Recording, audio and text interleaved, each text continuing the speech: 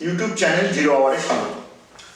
আজকে আমরা আলোচনা করব যে পরীক্ষায় যে প্রশ্ন আসে, বিভিন্ন নম্বরের প্রশ্ন থাকে। তো ধরো স্নাতক স্তরে 1 নম্বরের প্রশ্ন থাকে, 2 নম্বরের প্রশ্ন থাকে, 5 নম্বরের শর্ট নোট লিখতে হয়,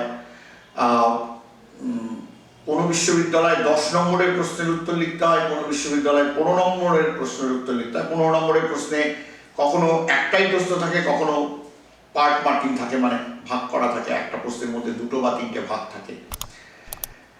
আমি কিভাবে একটা প্রশ্নের উত্তর লিখলে পরীক্ষক আমাকে নম্বর দিতে বাধ্য হবে, আমার নিজের অভিমতের ক্ষেত্রে আমি মনে করি, আমি নিজেও পড়াশোনা করার সময় এইভাবেই উত্তর লিখতাম আর কি।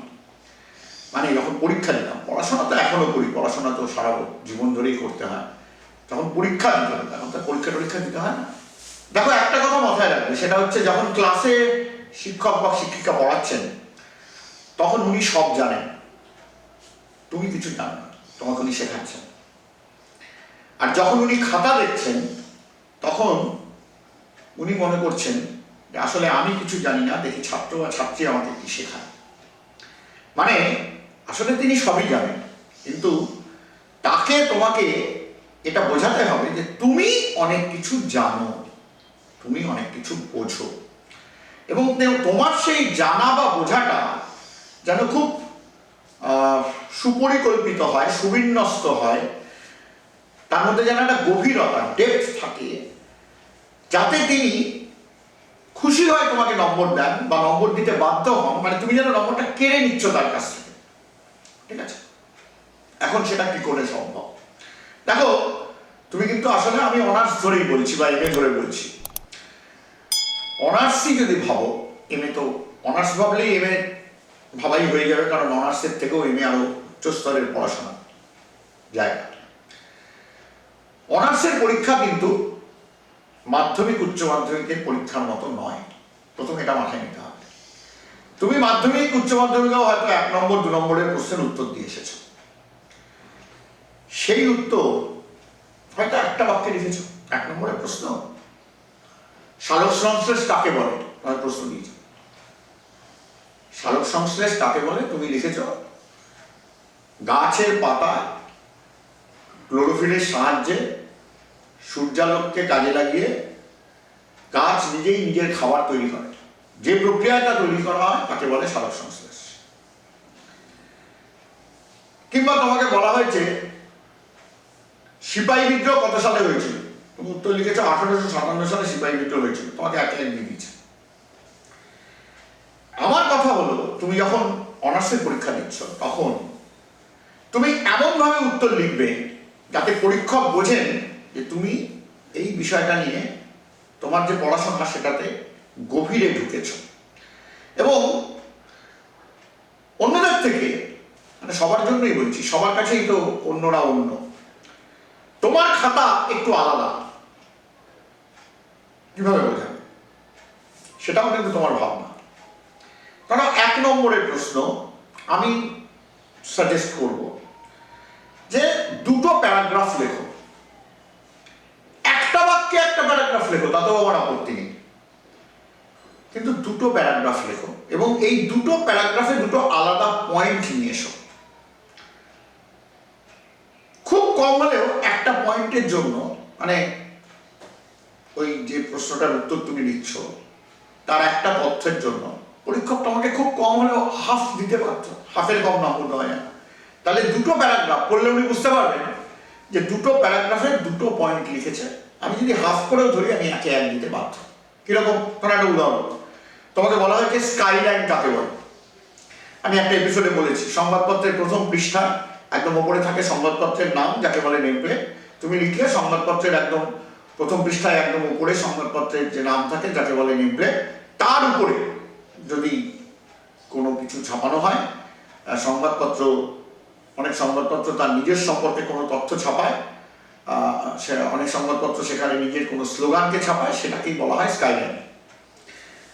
পরের বেলায় তুমি একটা উদাহরণ দিয়ে দিলে একটা স্কাইলাইন, কোনো একটা কাগজের নাম করে এই কাগজের স্কাইলাইন এটা, পরীক্ষক বুঝলে তুমি 2টো প্যারায় 2টো পয়েন্ট লিখেছো।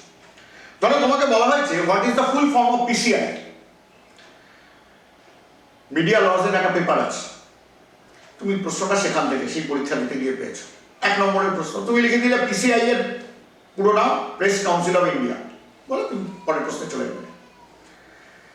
আমি আরেকটা খাতায় পেলাম, সে লিখেছে প্রথম বাক্যটা এরকম, পিসিআই এর পুরো নাম প্রেস কাউন্সিল অফ ইন্ডিয়া, বলেছে এই সঙ্গেই লিখেছে ভারতে সংবাদ মাধ্যমে মূলত পত্রপত্রিকা স্বাধীনতা রক্ষা ভূমিকা পালন করে পিসিআই বা প্রেস কাউন্সিল অফ ইন্ডিয়া। বলে সেটা পরের বেলায় লিখেছে যে ভারতের প্রথম প্রেস কমিশনে ব্র্যাকেটে 1952-1954, মানে 1952 সালে কমিশনটা তৈরি হয়েছিল, 1954 সালে কমিশনটা রিপোর্ট পেশ করেছিল। যিনি খাতা দেখছেন তিনি সেটা জানেন। সুপারিশ অনুসারে ভারত সরকার 1966 সালে এই কাউন্সিল তৈরি করেছিল। তোমাকে আমি একে 1 দেবো আর ওকে একে কত দেবো, তোমাকে হাফ দেবো আর ওকে একে 1 দেবো। এইভাবে যদি তুমি প্রশ্নের উত্তরগুলো প্রত্যেক কটা 1 নম্বরের প্রশ্ন কি, তুমি জাস্ট দুটো প্যারা, তুমি একটা করে বাক্য লেখো, তাতেও নেই, কিন্তু একটা বাক্যেই একটা প্যারা, যাতে পরীক্ষক দুটো পয়েন্টকে আইডেন্টিফাই করতে পারে। ওই জন্য আমি প্যারা করতে বলেছি। এবং দুটো প্যারার মাঝখানে দেখবে আমাদের প্রত্যেকেরই হাতের লেখা না একটা কমন স্পেস তৈরি হয়ে যায়, মানে কারোর হাতের লেখা ছোট, কারোর হাতের লেখা বড়, কেউ একটু একটা লাইনের পরে আরেকটা লাইন, যে গ্যাপটা ওটা এক একজন এক এক রকম, ওটা কিন্তু তুমি ভেবে করো না, ওটা তোমার একটা অভ্যাস তৈরি হয়ে গেছে। এই যে তোমার ন্যাচারাল গ্যাপ দুটো লাইনের মাঝখানে, এই দুটো প্যারার মাঝখানে একটা বাড়তি গ্যাপ দেবে, যাতে পরীক্ষকের চোখে ওই হোয়াইটনেসটা ধরা পড়ে। পরীক্ষক খুব দ্রুত হয়তো খাতা দেখছেন, তাতেও তার চোখ যেন এড়িয়ে না যায় যে এটা একটা আলাদা প্যারা। ঠিক আছে, বুলেট দেওয়ার চেষ্টা করুন, ওগুলোর দরকার নেই, শুধু প্যারাটাই আলাদা করে দেবে, মাঝখানে একটা অতিরিক্ত স্পেস দিয়ে। 1 নম্বরের প্রশ্ন যদি তাই হয়, তাহলে 2 নম্বরের প্রশ্ন কি?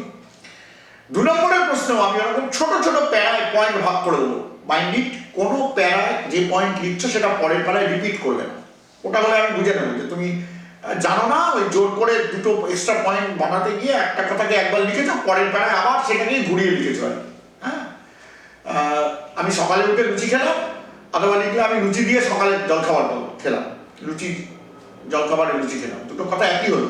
ঠিক আছে, সুতরাং ওটা নয়, মানে আমি ডিস্টিংক্টলি একদম সুনির্দিষ্টভাবে দুটো আলাদা পয়েন্ট লিখবো, এটা যেন মাথায় থাকে। তাহলে 2 নম্বরের প্রশ্নে কি হবে, আমি চেষ্টা করবো 4টে পয়েন্ট লিখতে। ওই বললাম হাফ নম্বর করে পার পয়েন্ট, আমাকে 2 আপনি 2 দেবেন, দিতে বাধ্য। আমি 4টে পয়েন্ট আলাদা করে লিখবো। ঠিক আছে, আমাকে যদি বলে যে অ্যাঙ্কার স্টোরি কাকে বলে, আমি প্রথমে লিখবো অ্যাঙ্কার স্টোরি কাকে বলে, আমি একটা এপিসোডে আলোচনা করেছি। আমি পরের প্যারায় লিখবো যে অ্যাঙ্কার স্টোরিকে কেন অ্যাঙ্কার স্টোরি বলা হয়। ঠিক আছে, আমি তৃতীয় প্যারায় লিখবো যে অ্যাঙ্কার স্টোরি প্রতিদিনই একটা সংবাদপত্রে থাকবেই এমন কোনো বাধ্যবাধকতা নেই। প্রথম পৃষ্ঠায় এমন হতেই পারে যে প্রথম পৃষ্ঠা নিচে দুপাশে দুটো বিজ্ঞাপন, ডান দিকে একটা সোলাস বিজ্ঞাপন, বাঁ দিকে একটা রিভার্স সোলাস বিজ্ঞাপন, মাঝখানে একটা সিঙ্গেল কলম জায়গা পড়ে আছে, তাও নেই, অ্যাঙ্কার স্টোরি দেবো কোথায়। এমন হতে পারে যে নিচের পুরো অর্ধেক জুড়েই একটা বিজ্ঞাপন, পৃষ্ঠাটার নিচের অর্ধেক অংশ জুড়ে, অ্যাঙ্কার স্টোরি দেওয়ার জায়গা নেই। সুতরাং আমি এটাও বলে দিলাম এটা প্রতিদিনই বেরোবে এমন বাধ্যবাধকতা নেই। 4 নম্বরের প্যারাতে গিয়ে করলাম একটা অ্যাঙ্কার স্টোরির হেডলাইনকে আমি ওখানে তুলে দিলাম। এরকমই তোমাকে বলা হলো যে ধরো 2 নম্বরের একটা প্রশ্নে তোমাকে লিখেছে যে ওই পিসিআই কি, তুমি প্রথমে বললে পিসিআই এর পুরো নাম প্রেস কাউন্সিল অফ ইন্ডিয়া, বলে যেটা বললাম এর মূল কাজ কি।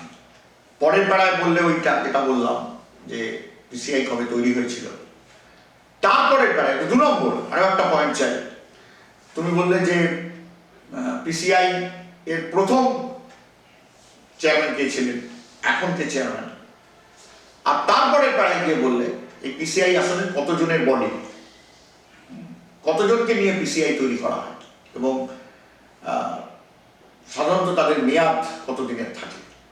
দেখো আমি পড়লে বুঝবো তুমি 4টে প্যারায় 4টে পয়েন্ট লিখেছো, আমি তোমাকে 2 2 এমনি দিয়ে দেবো, তুমি মানে আমার কোনো উপায় নেই তোমাকে 2 2 না দেবো। ঠিক একইভাবে তুমি যদি 5 নম্বর, এবং তুমি দেখো 1 নম্বরের একটা প্যারা, হাফ নম্বরের প্যারা, মানে প্যারাটা খুব ছোট ছোট প্যারা, মানে তোমাকে বড় লিখতে হচ্ছে না। এবার তুমি যদি 5 নম্বরের একটা প্রশ্ন ভাবো যেখানে শর্ট নোট, সেখানে আমি বলবো তুমি 5টা প্যারা ব্যবহার করো, কিন্তু এই মানে পার প্যারা আমার 1 নম্বরের। 1 নম্বরের জন্য তো আমার খুব বড় কিছু লেখার দরকার নেই। দেখবে ওই পরীক্ষার উত্তর লেখার মানসিক চাপটাই কমে আসবে। উত্তর লেখার সময় একটা মানসিক চাপ হয়, কতটা লিখবো এটা অনেক সময় বুঝি না। তুমি ওইভাবেই উত্তরটাকে ফ্রেমিং করছো, তৈরি করছো যে তুমি 1 নম্বরের এক একটা প্যারা, 1 নম্বরের জন্য এক একটা প্যারা। তার মানে 5 নম্বরের প্রশ্নে আমি 5টা প্যারা লিখবো, প্রত্যেকটা প্যারা হবে আমার 1 নম্বর। তাহলে ছোট ছোট প্যারা 1 নম্বরের জন্য আনি। এবং কিন্তু তার থেকেও বড় কথা, প্যারাগুলোতে কি থাকবে, তার মানে আমার প্যারাগুলোতে থাকবে 5টা আলাদা আলাদা পয়েন্ট। আমাকে ধরো পাবলিক রিলেশনসের পেপারে আমাকে বলেছে যে পিআরও নিয়ে একটা শর্ট নোট লিখতে। তাহলে আমি প্রথম প্যারা আসলে লিখলাম পিআরও, পাবলিক রিলেশনস অফিসার, জনসংযোগ আধিকারিক। কাকে বলেন জনসংযোগ আধিকারিক? আমি দ্বিতীয় প্যারায় ছোট করে লিখলাম জনসংযোগ আধিকারিকের মূল কাজ, 2-3টে কথা। আমি তৃতীয় প্যারায় গিয়ে লিখলাম জনসংযোগ আধিকারিকের এই কাজটা করার জন্য কি কি গুণ থাকা দরকার, তার 2-3টে গুণের কথা লিখলাম। আমি চতুর্থ প্যারায় গিয়ে লিখলাম যে জনসংযোগ আধিকারিক আসলে একজন দোভাষীর ভূমিকা পালন করেন। কারণ দোভাষী যেমন কি হয়, যারা দুজন পরস্পরের ভাষা জানেন না, মাঝখানে একজন দোভাষী থাকে। ইনি বাংলায় কথা বলছেন, উনি তামিলে কথা বলছেন, বা চীনা ভাষায় কথা বলছেন, বা জাপানি ভাষায় কথা বলছেন। ইনি যেটা বলছেন সেটা এই দোভাষী জাপানি ভাষায় বা চীনা ভাষায় ট্রান্সলেট করে দিচ্ছেন। আবার সে যা বলছেন বা তিনি যা বলছেন, এই চীনা বা জাপানি ব্যক্তি, তিনি সেটা বাংলায় অনুবাদ করে তিনি বাংলাভাষী তাকে বোঝাচ্ছেন। এই তো দোভাষীর কাজ। দেখো, একজন জনসংযোগ আধিকারিক কিন্তু সেই দোভাষীর কাজই করেন। তিনি কর্তৃপক্ষের যে বক্তব্য সেটাকে বোধগম্য করে তুলে ধরেন আমাদের টার্গেট অডিয়েন্স, মানে তার জনগোষ্ঠীর কাছে, বাহ্যিক জনগোষ্ঠী হোক, অভ্যন্তরীণ জনগোষ্ঠী হোক, আগে একটা এপিসোডে বলেছি। আবার অভ্যন্তরীণ জনগোষ্ঠী বা বাহ্যিক জনগোষ্ঠীর যে মতামত, যা তিনি ফিডব্যাক প্রতিবার্তা হিসেবে সংগ্রহ করেন, সেটাকেই তিনি উপস্থাপন করেন হচ্ছে তার পরিচালন কর্তৃপক্ষের কাছে, ম্যানেজমেন্টের কাছে। মানে তার কাজটা অনেকটা দোভাষীর মতো। তাহলে এটা একটা পয়েন্ট। তাহলে প্রথমে পিআরও কি, তারপরে হচ্ছে পিআরওর মূল কাজ কি, তারপরে হচ্ছে পিআরও সেই কাজের জন্য কি গুণ থাকা দরকার, তারপরে হলো পিআরও দোভাষী হিসেবে আসলে একটা ভূমিকা পালন করেন, এভাবে আমরা বলতে পারি। তুমি 2-3জন খুব বিখ্যাত পিআরওর নাম বলে দাও, যারা ভারতে খুব নাম করা পিআরও। তুমি কিংবা তুমি ধরো পিআরও কাজটা, আধুনিক পিআরওর জনক যাকে বলা হয়, ঠিক আছে, আইভি লীগ, তুমি তার নাম বলে দাও। যে এই পিআরওর যে কাজ বা জনসংযোগ বলে যে প্রক্রিয়া, সেই আধুনিক জনসংযোগের জনক বলা হয় আইভি লীগকে। তিনি প্রথম ব্যক্তি যার পরামর্শে পৃথিবীতে প্রথম একটি প্রেস রিলিজ প্রকাশ করেছিল পেনসিলভেনিয়া রেল রোড কোম্পানি বলে একটি কোম্পানি, তাদের একটি ট্রেন দুর্ঘটনার পরে। বল, আমি খাতা লিখতে গিয়ে বুঝবো, বাহ, তো অনেক কিছু জানি, খুব ডেপথে পড়াশোনা, রিলেট করেছে কি সুন্দর।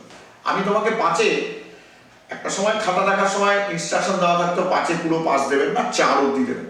4 তো তোমাকে অনায়াসে দিয়ে দেবো। আমি জানি না এখনকার ইনস্ট্রাকশন কি। আমি একটা সময় খাতা দেখতাম, তখন আমাদের ইনস্ট্রাকশন দেওয়া হতো। তো এখন আমি খাতা দেখি না, ফলে আমি বলতে পারবো না, কিন্তু 5-এ তো 4 তুমি পাবে। হ্যাঁ, এবার তুমি একইভাবে 10 বা 15 নম্বরের উত্তর কেউ পাবো। ধরো 10 নম্বরের প্রশ্ন, তুমি আমার ভাবো আমি 5টা প্যারাগ্রাফ লিখবো, কিন্তু পার প্যারাগ্রাফ আমি 2 নম্বরের জন্য লিখবো। আমি 10টা প্যারাগ্রাফে যেতে বলছি না, 2 নম্বরের জন্য। তাতেও কিন্তু আসলে তোমার খুব বেশি কিছু লেখার নেই। তুমি ছোট ছোট করে প্যারা করে ভাগ করতে পারো। 10 নম্বরের প্রশ্ন মানে তো অনেক বড় কিছু লেখার স্কোপ আছে। 15 নম্বরের প্রশ্ন, তুমি ভাবো যে আমি এটাকে 5টা প্যারাগ্রাফে লিখবো, এক একটা প্যারাগ্রাফ 3 নম্বরের করে। এই তুমি চাইলে 6টা প্যারাগ্রাফও লিখতে পারো, তুমি 7টা প্যারাগ্রাফও ভাবতে পারো যে আমি 2 নম্বর করে করে ভাববো, 7টা প্যারাগ্রাফ, 7 দুগুণে 14, আর 1 নম্বর এমনি আমি পেয়ে যাবো, ধরলাম। কিন্তু উত্তরগুলোকে বাড়িতে লিখে প্র্যাকটিস করবে। তো যখন উত্তরগুলো তৈরি করবে, শুধু বই পড়ে বা কেউ একটা কিছু লিখিয়ে দিলেন সেটাকে মুখস্থ করে পড়া না, তারপরে সেই উত্তরগুলো বাড়িতে লেখা প্র্যাকটিস করতে হয়। এই প্র্যাকটিসটাও একটা বড় ব্যাপার। আমি সেটাও তোমাদের পরামর্শ দেব যে প্রতিদিন সন্ধ্যেবেলা একটা পড়তে বসার অভ্যাস তৈরি করো। বেশি না, প্রতিদিন সন্ধ্যেবেলা ঘন্টা 3 পড়ো। খালি মোবাইলটা সেই সময় যেন হয় সুইচ অফ নয় সাইলেন্ট থাকে, অনলাইন থেকে না, মন চলে যাবে ওদিকে। কে ফেসবুকে কি পাঠালো, কে হোয়াটসঅ্যাপে কি বললো, ওইখান থেকে বিযুক্ত হয়ে ঘন্টা 3 মন দিয়ে পড়ো, প্রতিদিন সন্ধ্যাবেলা অভ্যাস করো। আর এই 3 ঘন্টার পড়ার মধ্যে একটা উল্লেখযোগ্য সময় রাখো লেখার জন্য। লেখাটা দুটো, এক, তোমার কাছে যে উত্তর লেখা আছে তুমি একটা রাফ খাতা নাও, তাতে দেখে দেখে এক একটা উত্তর 2বার 3বার লিখে থাকো, দেখবে মাথার মধ্যে উত্তর গেঁথে যাবে, পরীক্ষার আগে মুখস্থ করে যেতে হবে। আর 2, ছোট ছোট প্রশ্ন যেগুলো 1 নম্বর 2 নম্বরের প্রশ্ন, এরকম 2-3টে প্রশ্ন রোজ মুখস্থ করে 10 মিনিট 15 মিনিট, যেমন পরীক্ষার আগে হয় না খাতা নিয়ে গিয়ে হলে দেখো, সেরকম 10 মিনিট 15 মিনিট বসে বসে ভাবলে উত্তরগুলো, এবার ঘড়ি ধরে তুমি সেই উত্তর লেখা প্র্যাকটিস করো। মাথায় রাখবে যে তুমি 50 নম্বরের একটা পরীক্ষা দেওয়ার জন্য 2 ঘন্টা সময় পাও। তুমি যদি এটাকে হিসেব করো তাহলে দেখবে 2 ঘন্টা মানে 120 মিনিট, তাতে তোমার প্রতি নম্বর উত্তর লেখার জন্য তোমার কাছে বরাদ্দ আছে 2.4 মিনিট। এবার 2.4 মিনিটই যদি তুমি 1 নম্বরের উত্তর লেখার জন্য নাও, তাহলে তুমি শেষ করতে পারবে না, কারণ পরীক্ষার হলে তুমি তোমার খাতা সই করতে আসবে ইনভিজিলেটর, সময় যাবে, কখনো কেউ একটা কথা বলবে তোমার ঘাড় ঘুরে যাবে, কখনো তোমার হঠাৎ ইনভিজিলেটর কাউকে বলবেন এই ঘাড় ঘোরাবে না, এদিকে তাকাও, এই কথা বলছো কেন, তোমার একটু মন যাবে, কখনো তুমি বলবে আমি একটু জল খাবো, কখনো তুমি একটু টয়লেটে যাবে, কখনো তুমি পাতা চাইবে অতিরিক্ত, সেটা দেওয়া, এই সবের মধ্যে দেখবে তোমার পরীক্ষার হলে 5-10 মিনিট সময় এমনি বেরিয়ে গেছে। ফলে তোমার হাতে কিন্তু আসলে 2 ঘন্টা সময়ও নেই।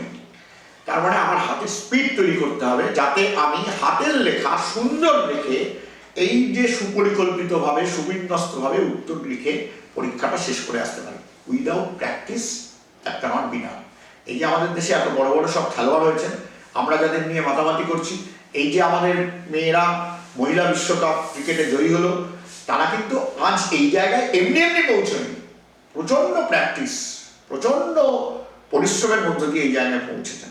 ফলে পড়াশোনাতেও যদি রেজাল্ট ভালো করতে হয়, তাহলে কিন্তু সেই পরিশ্রমটা দিতে হবে। পরিশ্রমটা প্রতিদিন সন্ধ্যায় ঘন্টা 2-3 পড়তে বসো, এবং তার মধ্যে প্রতিদিনই রাখো যে আমি কিছু না কিছু লেখা প্র্যাকটিস করবো। সেটা দেখে লেখা হতে পারে, দেখে লেখায় আমি টাইম দিতে বলছি না, কিন্তু দেখে লিখলে এমনি স্পিড তৈরি হয়ে যাবে।